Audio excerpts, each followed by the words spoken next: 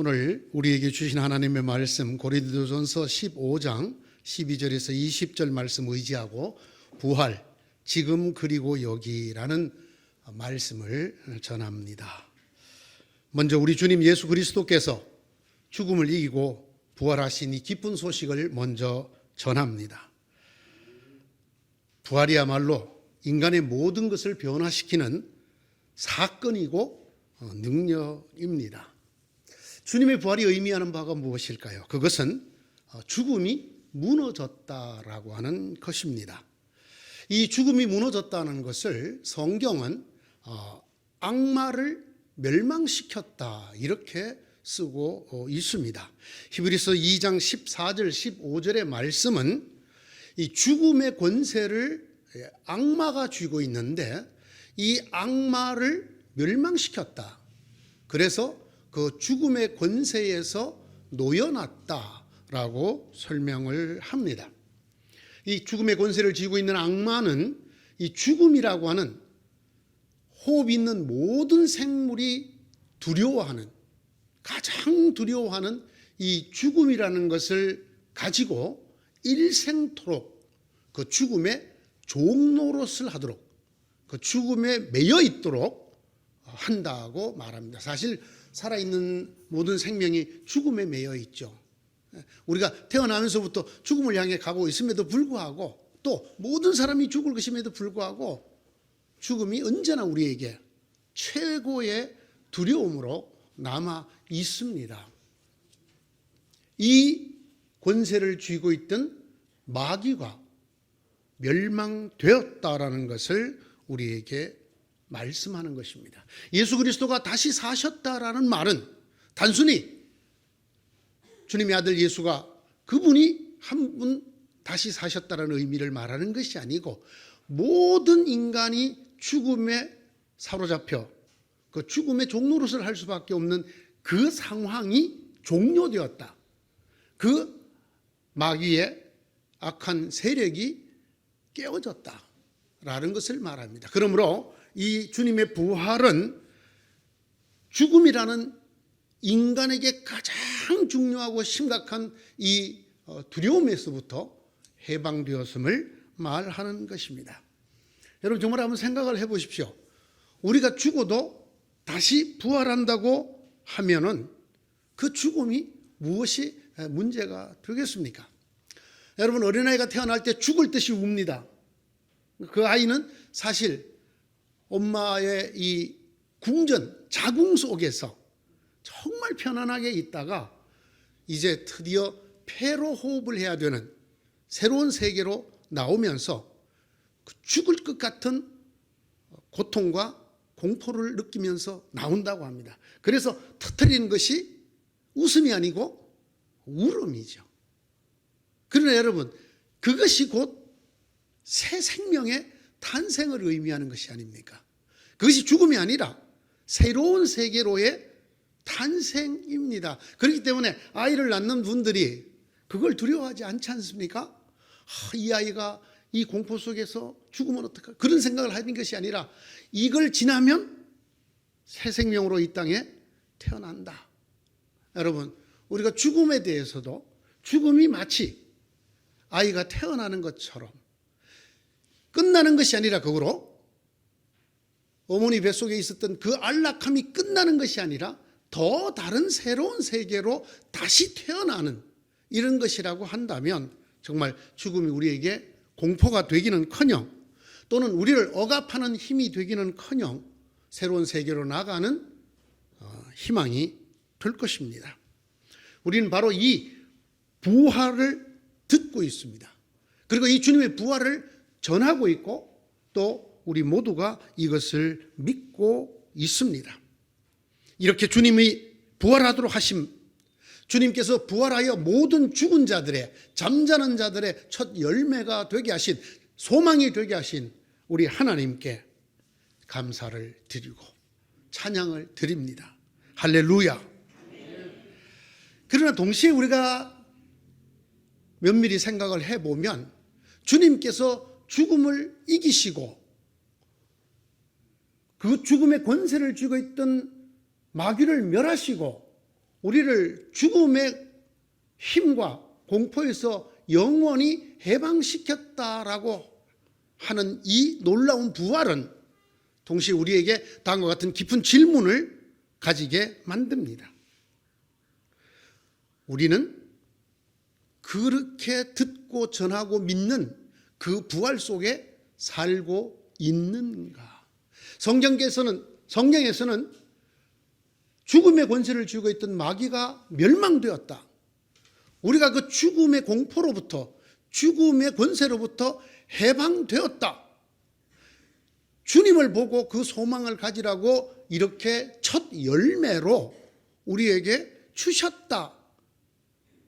조금 전에도 같이 한 것처럼 소리 높여 할렐루야 하지만 그 주님의 부활이 내 속에 있느냐?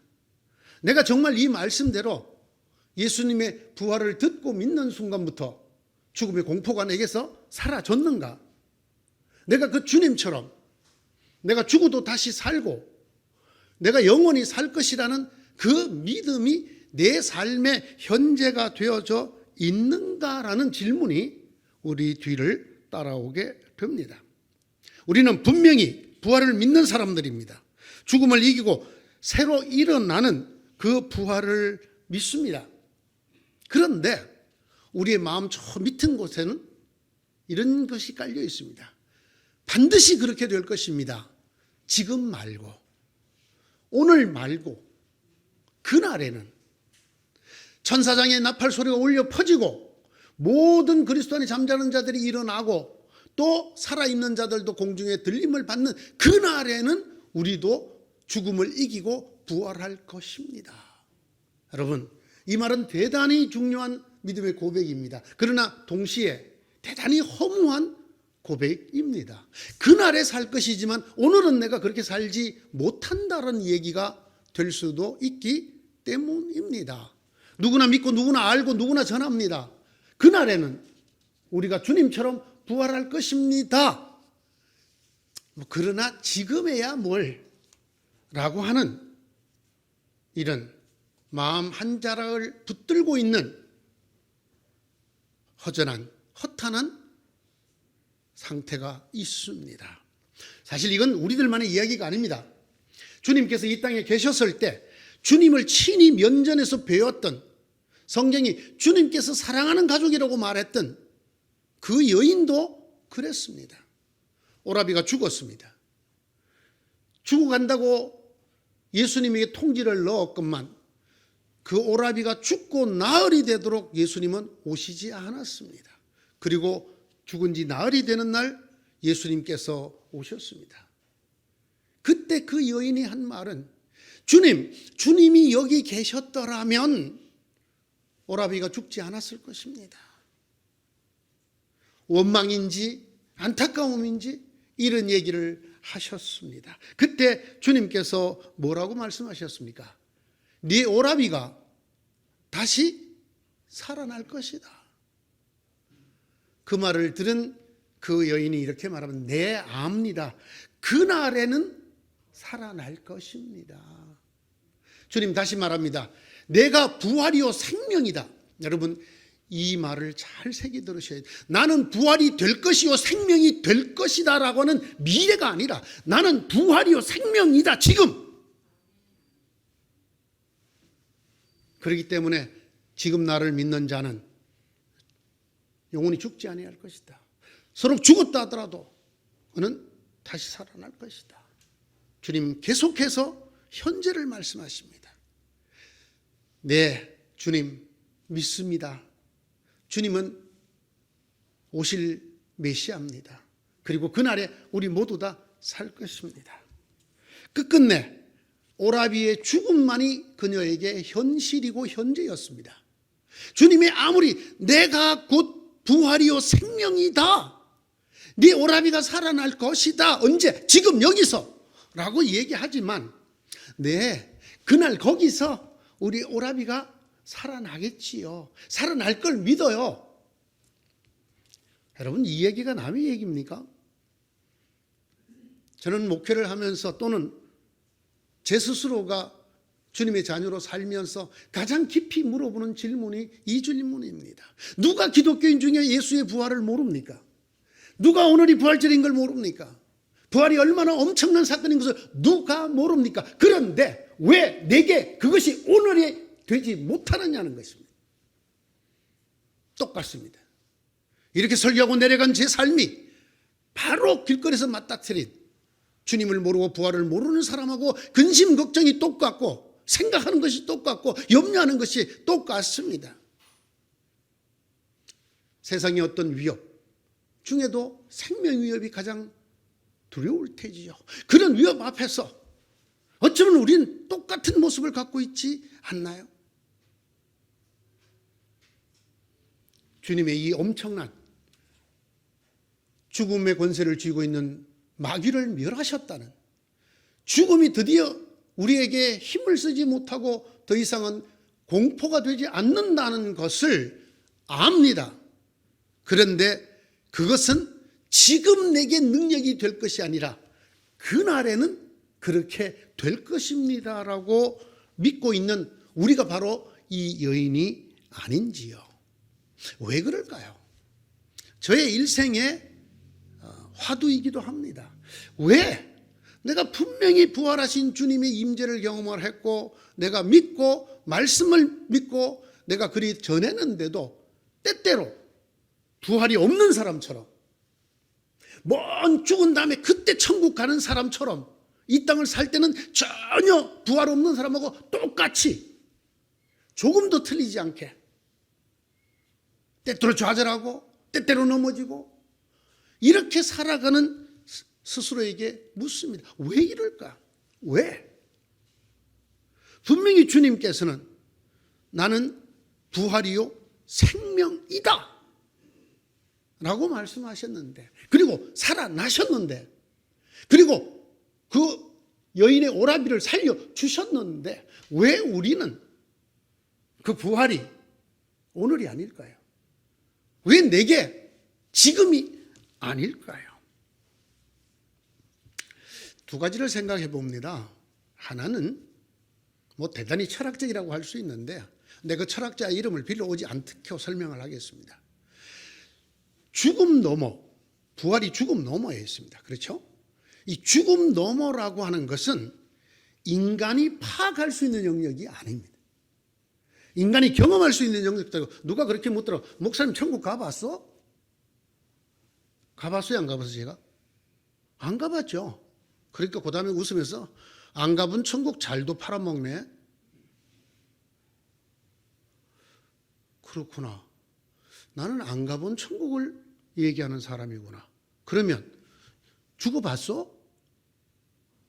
안 죽으면 당신은 뭐 죽으면 그만이지 아무것도 없다며 가봤어? 그 양반은 죽으면 끝이래. 아무것도 없대. 뭐 천국이 어디 있고 지옥이 어디 있냐. 예수 믿을 필요 없다고 이제 얘기하면서 하는 얘기가 그런 거예요? 그래서 나도 물어봤지. 죽어봤어? 그 죽어서 가봤어? 근데 어떻게 당신은 그렇게 자신 있게 죽으면 그만이고 아무것도 없다고 말하는 거요? 죽음 너무도 안 가본 사람이. 피차마차 쌍마차요. 그래요, 안 그래요? 그렇습니다. 여러분, 죽음이라고 하는 것, 아니 죽음 너머에 있는 부활이라든가 이런 것들은 인간이 경험할 수 있는 경험 너머에 있습니다. 이를 좀 다른 말로 하면 인간이 인식할 수 있는 오성의 범주를 넘어서 있는 것입니다. 여러분, 이걸 명확하게 알 수 있는 사람이 있습니까? 불가능합니다. 이것은 우리 순수 이성으로는 판단이 불가능하다고 이미 유명한 철학자가 말했지요.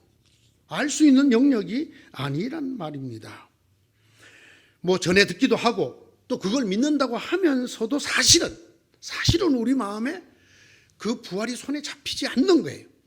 정확하게 내가 경험할 수도 없고 내가 오성의 힘으로 그것을 인식할 수도 없기 때문에, 누가 물으면 내가 정확하게 똑부러지게 바르게 설명할 수도 없기 때문에 이 부활이, 이렇게 설교를 듣고 말하고 성경을 읽을 때는 부활이 있는 것 같은데 또 혼자 있을 때 생각해 보면 부활이 아주 모호하고 봄날에 안개 보는 것 같고 아지랭이 보는 것 같은 이런 것이 인간의 한계이기 때문이 아닐까라고 생각을 합니다. 그래서 많은 사람들에게 부활은 그저 믿음입니다. 그렇다고 나는 믿습니다. 그래서 천국 가보셔서 이렇게 묻는 사람에게 나는 그렇게 믿어요. 내가 물어요. 당신 죽어봐서 아무것도 있는지 없는지 알아요? 나도 그렇게 믿어요. 이렇게 믿음에게로 슬쩍 밀어놓습니다. 조금 더한 게 있습니다. 우리 그리스도인들은 내가 장차 하나님 나라에 부활할 줄로 믿습니다 할 때 이 믿습니다는 미래형이기 때문에 소망합니다. 소망합니다. 내가 이미 예수 그리스도가 나를 위해서 죽으시고 부활하셨다는 과거를 믿는다는 믿음의 형태가 아니라 미래를 믿는다. 이건 소망이에요. 그래서 많은 그리스도인들에게 솔직히 말하면 부활은 믿음의 대상이고 또 소망의 대상입니다. 그래서 오늘 여기라고 하는 현실 속에서 그렇게 큰 힘을 발휘하지 못하고 사는 거예요. 그렇죠? 분명히 우리 속에는 이런 부분이 있습니다. 오늘 사도 바울 선생님의 말씀에 그리스도께서 죽은 사람 가운데서 살아나셨다고 우리가 말했는데 어째서 여러분 가운데 들어는 죽은 사람이 부활이 없다고 말하는가? 저는 이 바울 선생님이 쓰신 얘기 중에 어찌하여라는 말이 참 제 가슴에 와닿아요. 아니 저는 오히려 묻고 싶어요. 바울 선생님이. 아니 바울 선생님 도대체 바울 선생님이 어찌해서 우리들 보고 어찌하여라고 말씀하십니까? 이게 인간 아닙니까? 인간이 쉽게 죽음 뒤에 부활이 있다고 말만 들으면 믿을 수 있는 존재가 아니지 않습니까? 우리가 그런 오성을 갖고 있는 것도 그런 경험치를 갖고 있는 것도 아니지 않습니까? 당연히 일반적인 인간이라면 죽음 너머에 있는 부활에 대해서 그게 있을까? 하는 게 당연하지 않습니까? 저는 이 본문을 읽으면서 그런 생각이 듭니다. 근데 사실은 자세히 읽어보면 바울 선생님도 인간의 본성이 이렇다는 걸 잘 알고 계실 것 같아요. 그래서 이 얘기를 길게 하십니다. 그냥 한두 마디로 딱 끊어서 얘기를 하는 게 아니고 이렇다면 이렇고 이렇다면 이렇고 이렇다면 이렇고 이렇지 않느냐, 이것 자체가 쉽게 인간이 이걸 믿을 수 있는 내용이 아니라는 것을 알기 때문에 이렇게 길고 진지한 설명을 하고 있다고 말씀합니다. 두 번째, 물론 이게 첫 번째하고 연결이 되어 있습니다만은 부활이 인간의 경험이나 오성 너머에 있는 것이기 때문에 항상 흐릴 수밖에 없고 믿음의 형태로나 소망의 형태를 가질 수밖에 없기 때문에 부활의 참 능력을 모르고 살아요. 그러니까 우리가 성경에 죽음의 권세가 깨졌다, 악마가 괴멸되었다, 그게 실제 삶에서 어떤 일을 일으키는지를 우리가 잘 모르고 산단 말이죠. 그래서 이런 그리스도인들을 향해서 어떤 철학자가 그랬죠. 부활을 말하지 말고 부활을 살아라. 부활을 살아라. 이게 잘 안 되는 것이죠. 정말 부활이 어떤 사건인가를 우리가 정말 확연히 알 수 있으면 좋으련만, 정말 그 부활에 의해서 죽음이 깨어졌다는 말이 내 피부로 확 느껴졌으면 좋으련만, 내 삶 속에서 이게 그냥 확연하게 드러났으면 좋으련만. 우리가 그저 본 것은 소생밖에 없습니다. 여러분, 부활과 소생은 다릅니다. 소생은 다시 죽습니다. 그가 곤백번 살아났다 하더라도, 골백번 살아났더라도 다시 죽습니다. 이걸 소생이라고 합니다. 자, 나사로, 나인성 과부의 아들, 회당장의 딸, 살아났습니다. 그러나 우리는 이것을 부활이라고 말하지 않습니다. 왜? 그들이 다시 죽었기 때문입니다. 소생하는 순간 사람들은 정말 굉장한 기쁨과 힘을 얻었을 것입니다. 그러나 그들도 결국 다시 늙고 병들고 아프지 않습니까? 이런 모습들을 봅니다.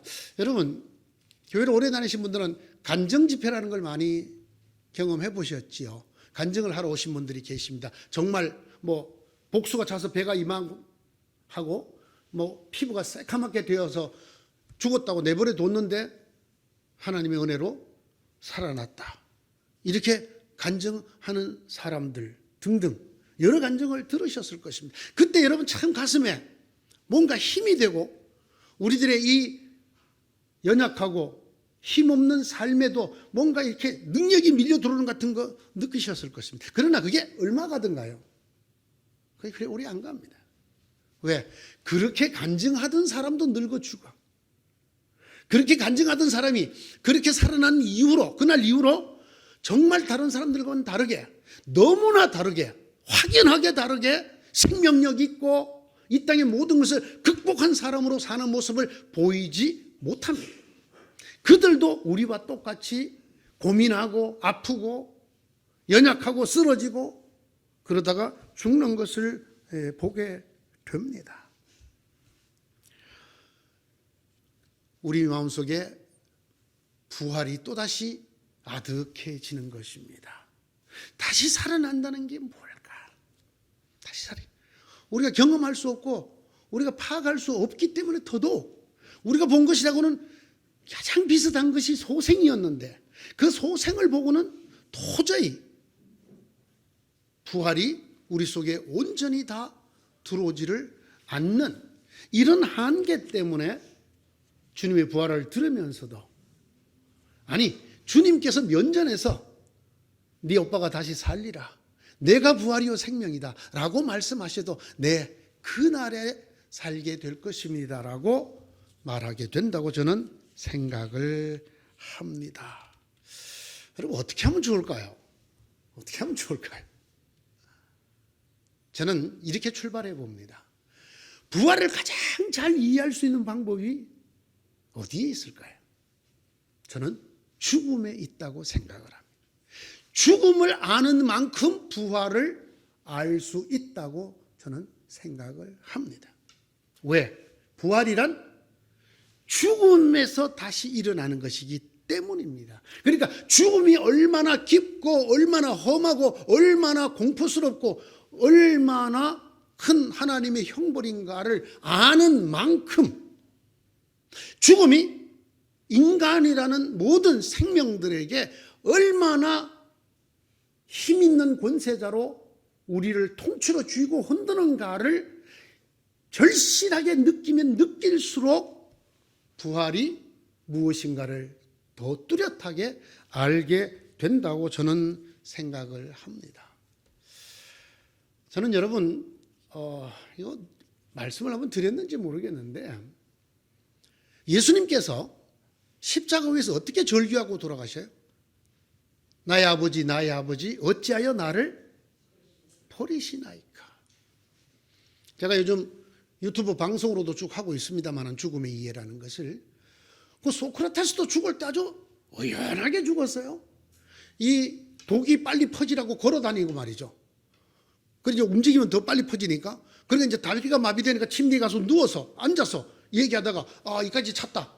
이제 곧 내 횡격막이 안 움직이면 내가 말도 못하고 죽을 터인데 그러고 앉아서 죽음을 받아들이면서 이데아의 세계 이야기하고 죽음을 이야기하고 죽었어요. 예수님 어떻게 죽었죠? 놀라고 두려워하여 제자들에게 이렇게 말합니다. 내가 지금 죽게 되었다. 나를 위해서 제발 기도를 좀 해라. 그리고 겟세마네 동산에 같이 데리고 가셔서 저만치 앉혀놓고 들어갔어. 아버지 할 수만 있으면 이 죽음을 면하게 해주십시오. 얼마나 발부둥을 치셨어요? 미안합니다. 제가 주님에게 발부둥이라고 그래서. 그럼 몸부림이라고 할까요? 얼마나 진저리를 치셨어요? 힘을 얼마나 썼는지 모세혈관이 다 터졌어요. 그래서 이 모세혈관에서 터진 피가 땀과 섞여갖고 뚝뚝뚝뚝 떨어져 죽더라고요. 얼마나 죽지 않으려고. 저도 이제 그런 경험이 몇 번 있습니다만은 너무너무 온 마음과 뜻과 힘을 다해서 깍지를 끼고 기도하다 보면 나중에 이게 안 풀려. 안 풀려. 네? 우리 주님 그렇게 기도하셨잖아요. 여러분 좀 창피하지 않아요? 소크라테스도 그렇게 죽었는데 예수님이 하나님의 아들이 이 죽음 앞에서 살려달라고 말이지. 이게 무슨, 여러분, 그래서 많은 그리스도인들이 예수님의 이 처절한 죽음 앞에 절규를 피해갑니다. 이거 안 보려고 그래요. 그 부분 생각 안 하려고 그래요. 그리고 주님의 부활만 보려고 그래요. 그렇게 하면 부활을 볼 수가 없다고 생각하는 것이 저의 생각. 주님이 왜 그렇게, 부활하실 주님이, 하나님의 아들이신 예수 그리스도가 왜 죽음 앞에 그렇게 몸서리를 치고 몸부림을 치고 절규하고 십자가에 달려서까지 나의 하나님 나의 하나님 어찌하여 나를 버리십니까? 이걸 모르면 부활을 할 수가 없어요. 제가 조만간 죽음의 이해 다음 편에서 예수님의 죽음이 무엇을 의미하는가, 아니 성경이 인간의 죽음에 대해서 뭐라고 정확하게 얘기하는가를 얘기를 하고 끝내려고 그래요. 하나님의 아들, 생명 자체이신 하나님의 아들에게 있어서도 죽음이라는 것이 얼마나 엄청난 형벌이었는가. 스스로 하나님처럼 되려고 하다가 죽지 않으리라, 이 마귀의 유혹에 죽지 않고 싶어서, 스스로 하나님처럼 살고 싶어서 그 말을 따랐다가 오히려 죽음을 맞게 된 인간들에게 있어서 이 죽음이 도대체 얼마나 큰 저주며 얼마나 무서운 형벌이며 이 세력을 쥐고 있는 이 마귀와 악마의 마지막 발버둥이 어떠한가를 주님이 보여주고 계시는 거예요. 친히 보여주고 계시는 거예요. 이 죽음을 직시할 필요가 있습니다.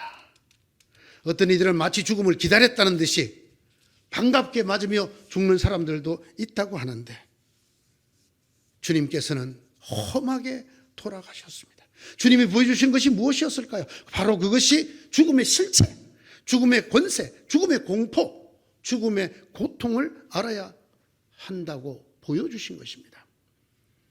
그 이스라엘이 전해오는 이야기 전에 제가 말씀드렸죠. 나사로가 나흘 만에 무덤에서 예수님이 나사로에 나오느라는 소리를 듣고 소생했습니다. 나사로가 나오면서 우리 같으면 할렐루야 하나님 찬양 받으소서 주님 감사합니다 이랬을 것 같잖아요. 그런데 유대인들은 그렇게 보지 않았어요. 이렇게 물었다는 거예요. 주님, 저 혹시 또 죽어요? 자, 여러분 물어봅시다. 나사로가 또 죽어요, 안 죽어요? 또 죽어요. 그러면 나사로는 총 몇 번 죽나요? 2번 죽잖아요.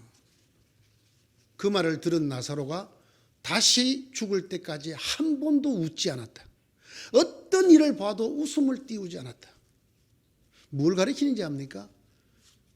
나사로가 죽었다가 살았으니까 죽음을 맛본 사람이 안 맛본 사람이? 맛본 사람이죠. 그럼 죽음을 알아야 몰라 이제. 아는데 알고는 못 죽을 게 인간의 죽음이라는 거예요. 그만큼 고통과 두려움과 어려움이 있는 게 죽음이라는 것을 유대인들이 이런 이야기를 통해서 전하려고 하는 거예요. 뭐 죽음 그까인 거 뭐 그런 게 아니라는 거예요. 막상 죽어본 나사로는 죽음이 그렇지 않더라는 거예요. 그런데 주님이 살리시는 바람에 내가 또 죽어야 돼. 오 마이 갓! 이럴 때 영어로 오 마이 갓이라고 그러는 거예요. 오 나의 하나님. 또 죽는다고? 아니야. 다시 살아난 그 기쁨보다 또 죽어야 된다는 고통이 훨씬 크다.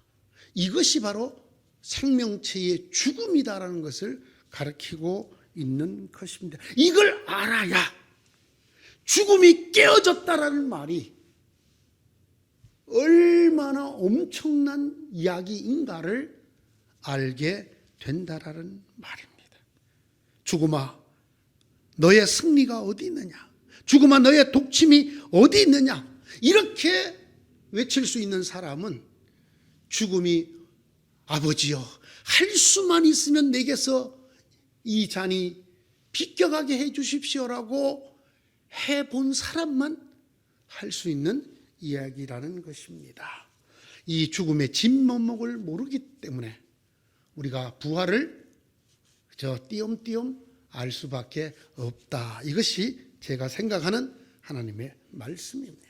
그러면 어찌하면 좋을까요? 우리도 나사로처럼 한번 죽어볼까요? 그럴 수는 없잖아요. 죽어볼 수, 그럼 어떻게 하면 좋을까요? 오늘 제가 이 하나님의 말씀 중에 바울의 말씀을 선택한 이유가 있습니다. 보통 주님의 부활을 그대로 전하고 있는 복음서를 쓰지 아니하고 오늘의 말씀으로 바울의 이야기를 전한 이유가 있습니다. 자, 물어보겠습니다.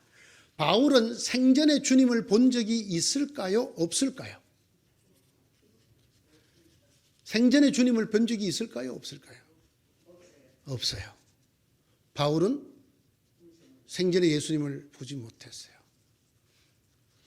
바울이 예수 믿는 사람들 편이었을까요? 아닐까요? 아니었습니다. 자, 예수님이 사흘 만에 부활하시고 두려움에 숨어있던 모든 제자들이 나와서 주님이 다시 살아나셨다고 유대인을 향해서 너희가 십자가에 못 박은 예수를 하나님이 다시 살리셔서 주님이 되게 하셨고 그리스도 메시아가 되게 하셨다라는 이야기를 퍼뜨리고 다닌다는 것을 듣고는 길길이 뛴 사람입니다. 이것들을 전부 다 잡아 죽여야 된다. 이 예수 잔당들을 다 없애야 된다 하고 앞서서 길길이 뛰던 사람입니다. 스데반을 돌로 쳐 죽일 때도 그의 죽음이 마땅하다고 여기면서 그 스데반에게 돌을 던질 사람들이 옷을 벗어놓고 던지려고 벗은 옷을 맡아갖고 있던 사람이 바울이었습니다. 바울이 대제사장에게 가서 예수 믿는 것들 잡아 족칠 수 있는 임명장을 하나 달라. 그걸 받아가지고 들리는 소문에 저 다마스커스에 예수 믿는 것들이 숨어 있다는데 잡으러 갔습니다. 그 바울이 왜 변했습니까? 왜 변했습니까? 예수님을 들어서 예수님을 만나서 예수님을 만났습니다. 살아생전에 주님을 뵙지는 못했지만 부활하신 예수님을 만났습니다. 대낮에 다마스커스로 내려가는 길에서 갑자기 하늘에서 햇빛보다 더 강한 빛이 그를 내리쬐입니다. 바울이 그때 그 빛을 쳐다본 바람에 눈이 상했습니다. 그래서 바울이 평생 고도 근시로 살아야 했었습니다. 큰 글자 외에는 글자가 보이지 않는 그런 눈이 완전히 그 빛에 의해서 상할 정도의 강한 빛이 내려쪼이고 깜짝 놀라서 쳐다보는데 그는 얼른 이건 하나님의 역사다, 임재다 느끼고 니시옵니까? 했더니 나는 네가 핍박하는 예수다. 분명히 하나님이라고 생각을 하고 니시옵니까라고 했더니 나는 네가 핍박하는 예수다. 자, 바울의 생각대로는 예수는 지금 죽었어야 되잖아요. 죽어야 되잖아요. 시체를 어디로 감췄는지 없어지긴 했지만 죽었어야 되잖아요. 그런데 지금 바울 앞에 나타난 예수는 네가 핍박하는 예수다. 지금 살아있습니까? 안 살아있습니까? 살아있는 예수님을 만났어. 이 한 사건이 바울을 완전히 다른 사람이 되게 합니다. 바울에게 예수님 만난 적이 있냐고 물으면 있다고 그럽니다. 이 사람은. 언제 만났느냐? 다마스커스를 가는 다메섹으로 가는 길에서 내가 주님 만났다. 육신의 몸을 입고 이 땅에 계시던 주님을 내가 뵌 적은 없지만 부활하신 주님, 문학적으로 표현하자면 하나님 오른편에 앉아 계시는 권능의 주님을 내가 만났다. 그분이 내리 비추는 빛을 내가 조여왔고 내 눈이 이렇게 되지 않았느냐. 내가 분명히 그때 소리를 들었다. 그리고 주님이 말씀하시는 대로 내가 눈이 먼 채로 끌려 들어갔다가 아나니아를 통해서 안수를 받고 눈에 비늘이 벗겨져서 그나마 이렇게 볼 수 있게 되었고 내가 예수 이름으로 세례를 받고 내가 새 사람이 되었다. 이것이 바울을 바꾸는 것입니다. 여러분, 바울은 예수에 대해서 들었기 때문에 바뀐 사람이 아닙니다. 예수님이 부활하셨습니다 라는 이야기를 듣고 바뀐 게 아닙니다. 그 부활하신 주님을 만나고 바뀐 사람이에요. 그 만남이, 부인할 수 없는 그 생생한 만남이 바울을 이렇게 힘있게 부활 안에 살아가게 만들었습니다. 지금 제가 그 유튜브 방송을 해야 될 많은 질문이 들어와 있는데 그 중에 이런 게 있습니다. 왜 우리가 예수를 믿어야 합니까? 라는 질문이 들어와 있습니다. 이게 기독교 전체에 해당되는 질문이어서 제가 삭히고 있습니다. 잘 삭혀서 대답을 하려고 준비하는데, 여러분, 우리가 왜 예수를 믿어야 합니까? 많은 이론이 있을 수 있습니다. 그러나 바울에게 우리가 만약에 묻는다면 바울이 뭐라고 말을 했을 것 같아요? 주님을 만나봐. 모든 이야기가 쓸데가 없어. 모든 이론이, 모든 설명이, 모든 해석이 다 무용지물이야. 만나봐. 꽃감 좋아하십니까? 꽃감. 안 좋아하십니까? 꽃감. 꽃감 좋아하죠? 꽃감 어떻게 만들죠? 감을 껍질 벗겨서 말리죠. 그러면 꽃감이 그 껍질 벗기기 전부터 그렇게 단가요? 안 단가요? 안 달아요. 떫어요. 떫어. 그죠? 여러분, 생감 먹으면 입안에 떫어서 입안이 거덕하잖아요. 그런데 그게 어째 그렇게 맛있게 꽃감이 됐지? 여러분, 꽃감이 완전히 마르기 전에 그게 약간 투명해지면서 말랑한 그런 꽃감 드셔보셨어요? 시골에서는 가을철 되면 감 따가지고 꽃감 해갖고 그냥 소쿠리마다 해갖고 쫙 말리잖아요. 감껍질은 감껍질 재로 말리고. 자, 미국 사람을 만났어요. 꽃감을 설명을 해주라고. 잘 익은 감을 따. 이 감을 알죠, 이 사람들도? 그 감을 껍질을 벗겨. 그래, 햇볕에 쪼여. 조금 있으면 이게 녹진녹진, 꾸덕꾸덕, 말랑말랑. 그러다가 이게 하얗게 분이 일어나면서 이 설명을 하는 이 사람 입에는 벌써 침이 고여. 그걸 듣고 있는 미국 사람은 그래서 그게 뭐야? 이거 설명해갖고 될 일이 아니에요. 가장 간단한 한 방법이 있어요. This is 꽃감 하고 입에 그냥 콱 하나 넣어주는 거예요. 오, wonderful. It is 꽃감? 이게 꽃감이야? 꽃감, very good. 예수 얘기 몇 년 들으셨어요? 예? 꽃감 얘기 몇 년 들으셨어요? 여러분, 지금부터 앞으로 수십 년을 더 들어도 소용없어요. 절대로 명확해지지 않습니다. 절대로 그게 내게 힘으로 돌아오지 않아요. 바울을 보십시오. 무엇 때문에? 만났어. 어떤 예수님? 부활하신 예수님 만나요. 저는 이렇게 둘로 나눕니다. 이 땅에 있는 그리스도인 두 종류가 있어. 부활하신 주님 만난 사람, 만나지 못한 사람. 만나지 못한 사람은 아직도 부활을 믿으려고 몸부림치고 부활을 소망하려고 몸부림칠 뿐이지, 부활? 이게 부활이야. 나 예수 왜 믿느냐고? 만나봐. 꽃감 일단 한번 잡숴봐. 꽃감이 뭐냐고? 네가 왜 꽃감을 먹느냐고? 일단 꽃감 한번 잡숴봐. 꽃감이 좀 너무 어르신들을 위한 예화 같으네. 요즘 젊은 애들 같으면 무슨 예화를 들까? 예? 가장 중요한 것이 바로 이것입니다. 자, 여러분, 이 예수님의 만남에서부터 바울은 거꾸로 얘기를 전개하는 겁니다. 내가 분명히 부활하신, 다시 사신 주님을 만났다. 이 사실이 내게 있다. 그렇다면, 자, 주님이 다시 사셨다면 다른 생명체도 다시 산다, 안 산다? 산다. 그래서 바울이 자신 있게 그 주님은, 내가 만난 그 주님은 부활의 첫 열매. 그 군대 말로 시범 케이스. 모델이다. 이걸 우리에게 보여주신 이유는 너희도 모두 다 이처럼 산다는 것을 주님이, 하나님께서 우리에게 보여주는 것이다. 여러분, 제가 꼭 지적하고 싶은 생각이 하나 있어요. 이렇게 말하는 사람들이 있어요. 죽으면 다지 뭐. 죽은 다음에 뭐가 있어. 그냥 이 천당에 있기는 뭐가 있고 그냥 난 이렇게 살다 죽을 거야.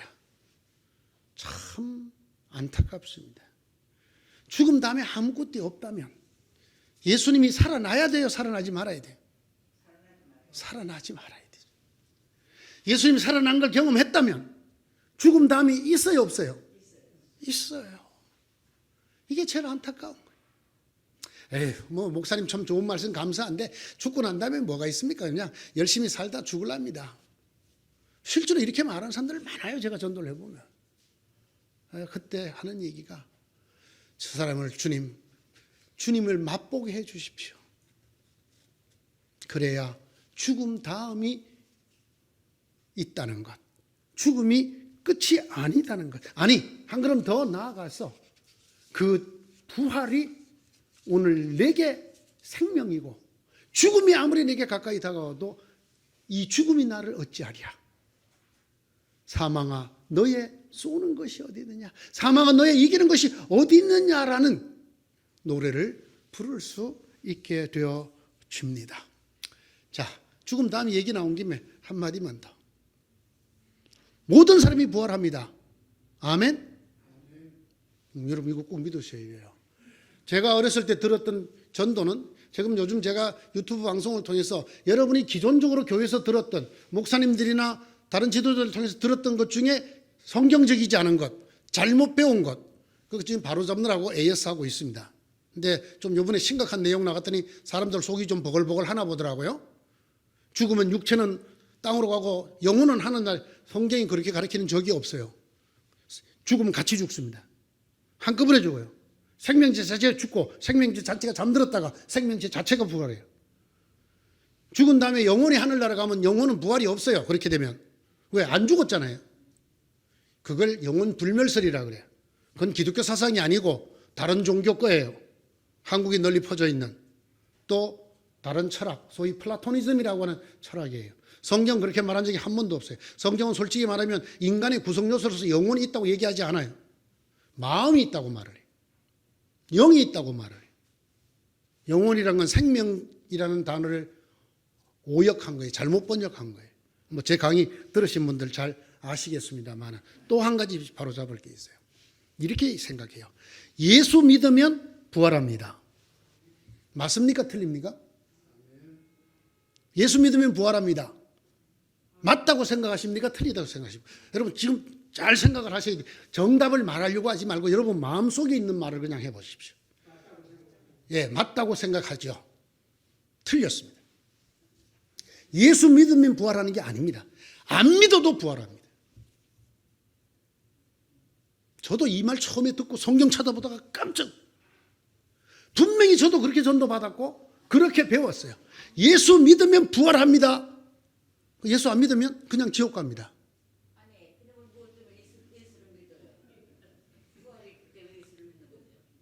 아닌데요? 그러니까 여러분들이 지금까지 배워온 것이 저한테 말씀을 들을 때 얼마나 헷갈릴까를 제가 생각하는 거예요. 헷갈려야 합니다. 헷갈려야. 왜? 똑같이 해가지고 천국 가고 지옥 가고 할렐루야. 둘로 나뉘는 거예요. 그걸 생각하셔야 돼요. 모든 생명이 부활합니다. 똑같이 부활해요. 하나는 생명의 부활로 나오고 하나는 심판의 부활로 나옵니다. 자, 한번 찾아보십시다. 네, 성경에 있어요. 어디 있을까요? 요한복음 5장 29절. 요한복음 5장 29절, 28절부터 한번 읽어보시기 바랍니다.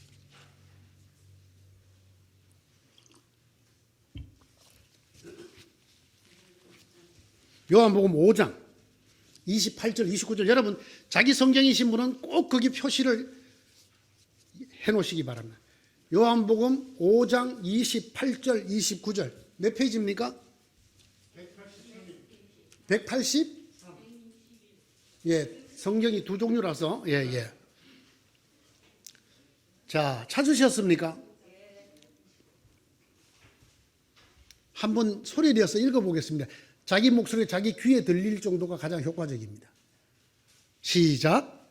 이 말에 놀라지 말아라. 무덤 속에 있는 사람들이 다 그 영성을 들을 때가 온다. 선한 일을 한 사람들은 부활하여 역한 일을 한 사람들은 부활하여 심판을 받는다. 자, 이 말씀을 하실 때 주님이 이 말에 놀라지 마라. 주님도 이 말이 얼마만큼 사람들에게 파격적으로 들릴지에 대해서 염두에 두셨을까요? 안 두셨을까요? 우리 김윤혜 반주자님 어떻게 생각하세요? 오늘 첫 번 예배 참석이라 좀 긴장하고 계시죠 지금? 네. 이 말에 놀라지 마라. 이정진 권사님 놀랐어요? 안 놀랐어요? 자, 분명히 예수 믿어도 부활하고 안 믿어도 부활하는 거 맞습니까? 아닙니까? 허허. 성경책을 지금 보면서도 안 믿어. 이만큼 인간에게 있어서 선입관이라고 하는 것, 뭔가 내게 먼저 들어와 있는 지식이 얼마나 큰 거, 강한 힘을 갖고 있는가를 알 수가 있어요. 오 권사님 어때요? 다 부활해요, 안 해요? 예? 그러니까 예수 믿고 부활하십시오. 예수 믿으면 부활합니다 말은 절반밖에 맞지 않는 말이야 이게. 정확하게 말하면 틀린 말이야. 예수 안 믿어도 부활해요 안 해요? 하기 때문에 예수 믿어야 되는 거야. 차라리 부활이고 뭐고 없고 예수 안 믿으면 다 끝이면 차라리 나. 반드시 부활한단 말이야. 죽었던 모든 사람들. 그런데 그 부활이 두 종류야. 하나가 아니야. 우리 주님 믿은 사람들은 무슨 부활을 해? 생명의 부활을 해. 자, 예수 믿고 생명으로 부활하십시오. 정답입니까? 아닙니까? 정답이에요. 예수 안 믿으면 무슨 부활? 심판의 부활. 그냥 끝나는 게 아니에요. 그래서 가장 안타까운 사람들이 죽으면 끝이라고 말하는 사람들, 그게 끝이었으면 얼마나 좋겠어요. 왜 우리가 주님을 믿어야 됩니까? 이 대답이 오늘 벌써 하나 나왔죠? 죽음이 끝이 아니기 때문에. 죽음이 끝이 아니기 때문에. 반드시 다시 일어나. 그런데 믿은 자들은 생명의 부활로, 믿지 아니한 자들은 심판의 부활로. 바울이 이걸 어떻게 알게 됐다고요? 예수님을 만나고. 사랑하는 성도 여러분, 이 예수님을 꼭 만나시는 여러분 되시기를 바랍니다. 그래서 생명의 부활이 이미 여러분 속에 들어오시기를 바랍니다. 우리 주변에 부활을 하되 심판의 부활로 나올 사람들을 불쌍히 여길 수 있을 만큼, 에이 죽으면 끝이지 무슨 소리야 이렇게 말하는 오늘 이게 어찌하여 너희가 그렇게 말하느냐. 내가 죽고 부활한 주님을 다시 만났다. 죽음이 끝이었으면 차라리라도 좋겠다. 죽고 나면 아무것도 없다가 아니다. 반드시 우리는 다시 다 살아난다. 믿지 않는 자에게는 영원한 심판의 부활이 기다리고 있다. 살아나셔서 생명의 부활의 첫 열매가 되신 주님이 여러분의 주님이 되시기를 축원합니다. 그 주님 안에서 오늘도 여기서부터 생명의 부활을 살아가시기를 축원합니다. 기도하십시다. 하나님, 오늘도 악한 영들이 우리를 속입니다. 죽고 나면 아무것도 없다. 죽으면 끝이다. 그러니까 죽음 다음 얘기하는 그런 이야기에 넘어가지 말아라.